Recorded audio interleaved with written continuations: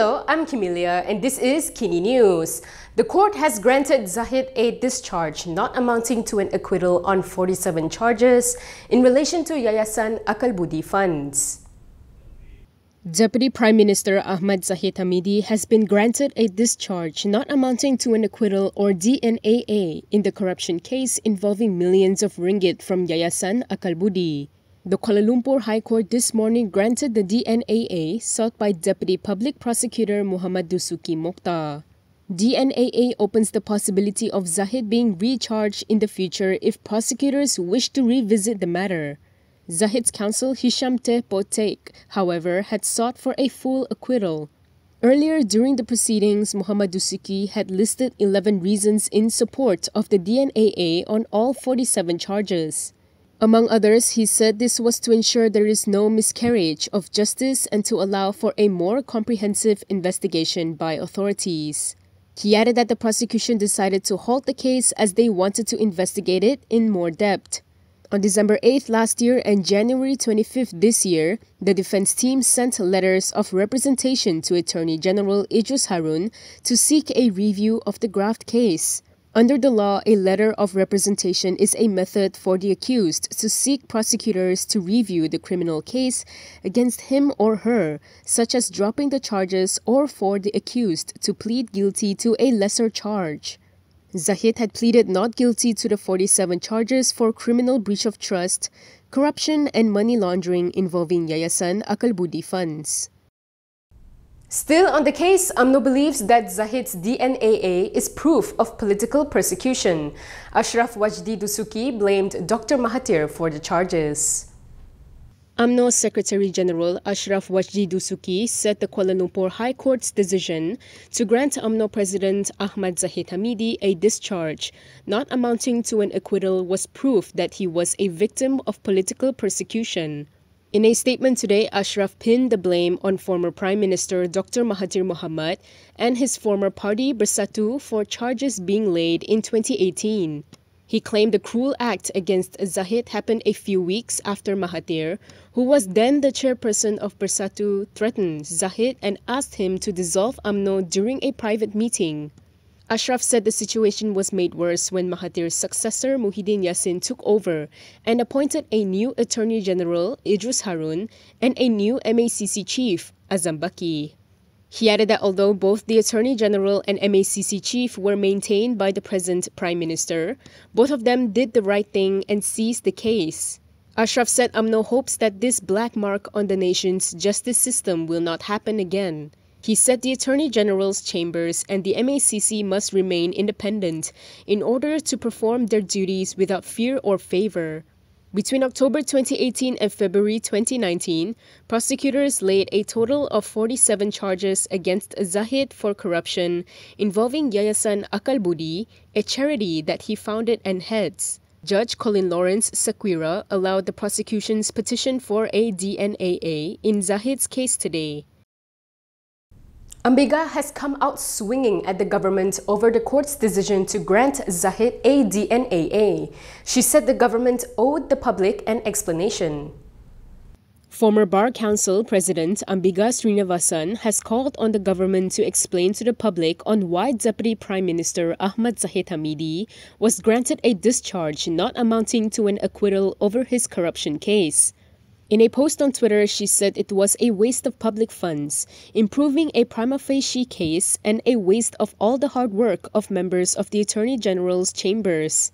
Ambiga said that an explanation is definitely owed to the public. She added that she hopes no unity government politician dares to justify this or ever again say they are anti-corruption. Meanwhile, PSM Deputy Chairperson S. Arutchelvan also questioned the DNAA, noting that the court had ordered Zahid to enter his defense on January 24th. He said this meant that the prosecution has proved a case for a defense to be called. He questioned why the same prosecution had now asked for a DNAA and not let the judges decide. Arul added that Prime Minister Anwar Ibrahim is beginning to look like a real student of Dr. Mahathir Mohamad. This morning, the Kuala Lumpur High Court granted the DNAA for all 47 charges related to Yayasan Akalbudi, following an application by Deputy Public Prosecutor Mohd Dusuki Mokhtar. Mohd Dusuki said the prosecution wanted to halt the case as they wanted to investigate it further. Zahid's counsel, Hisham Tehpotek, however, had sought for a full acquittal. Hisham said they would be filing an appeal on today's decision to seek a full acquittal. We are often faced with nutrient deficiency needed for our body. This is why I choose G-Sure. G-Sure is the first plant-based and complete nutrition drink that helps to improve the immune system and strengthen our bodies. It has to be Good Morning G-Sure. Meanwhile, Home Minister Saifuddin Nasution Ismail has stressed that the discharge not amounting to an acquittal granted to Zahid in the corruption case involving Yayasan Akalbudi was the court's decision.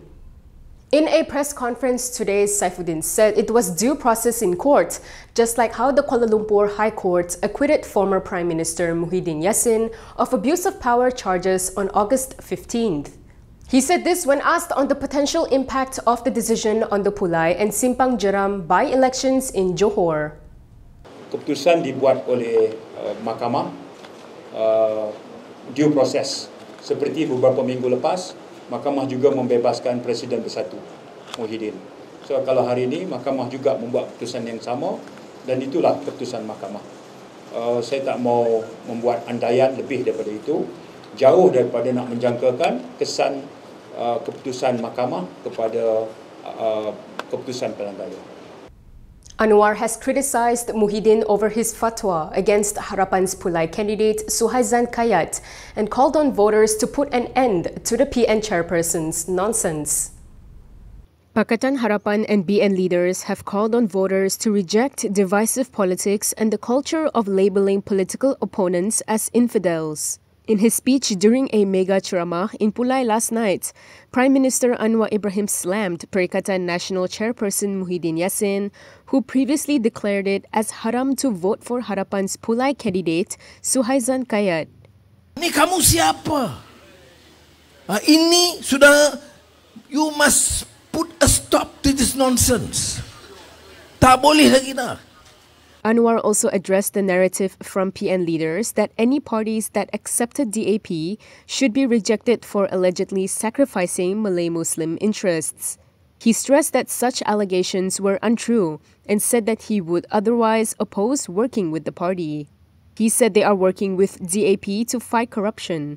Meanwhile, Amanah Vice President Mahfuz Omar described Muhyiddin's latest remark targeting Suhaizan as a dangerous sign that resembles PAS's culture to attack their political opponents.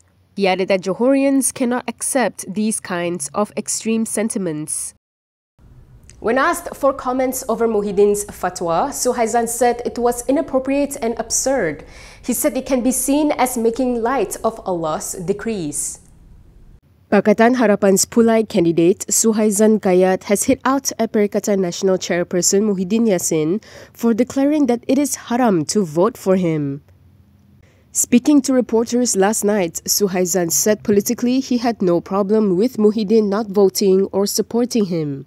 However, he said it was inappropriate for Muhyiddin to make the haram claim that borders on making light of Allah's decrees. He said we can't simply use the decree against our political opponents as it could have a negative impact. He added that in the future, anyone will think they can simply issue similar remarks. Muhyiddin made the remarks during a ceramah in Kempas on Saturday while urging voters to show their anger to the government. Don't give a single vote to Suhaizan. I will make an edict. Haram, he said. He was also reportedly aware that his remarks would be challenged. Earlier, AMNO Youth Chief Dr. Akmal Saleh similarly said Muhyiddin should have not gone so far as to issue a haram decree against voting for Suhaizan. Akmal said this was because many people will take Muhyiddin's words seriously, given his status as a former Prime Minister. He added that it is not our duty to declare something as haram or halal without any basis and without any agreement from Muslim scholars. Former Prime Minister Dr. Mahathir Mohamad has claimed that he has been questioned by police 9 times. However, he said this will not stop him from speaking out on 3R issues. Former Prime Minister Dr. Mahathir Mohamad has vowed to continue to speak up on issues regarding race, religion and royalty, or 3R. This is despite knowing that the police will launch investigations against him. In Ramah for the Simpang Jeram by-election at the Bakri Pas headquarters in Johor last night, Mahathir said that he had already been called in 9 times to have his statement recorded regarding the 3R issues. Polis dah tahu soal saya 9 kali lah. Tak apalah, kita duduk bilang lah. 10, 11, 12. Tapi saya nak bercakap juga berkenaan dengan bangsa saya. Mahathir added that the current government's ban on 3R issues is unconstitutional. He said he had read the federal constitution multiple times to find out if Prime Minister Anwar Ibrahim could make such laws and insisted that only the Dewan Rakyat could do so. He added that the authorities should charge him in court if he had committed an offence.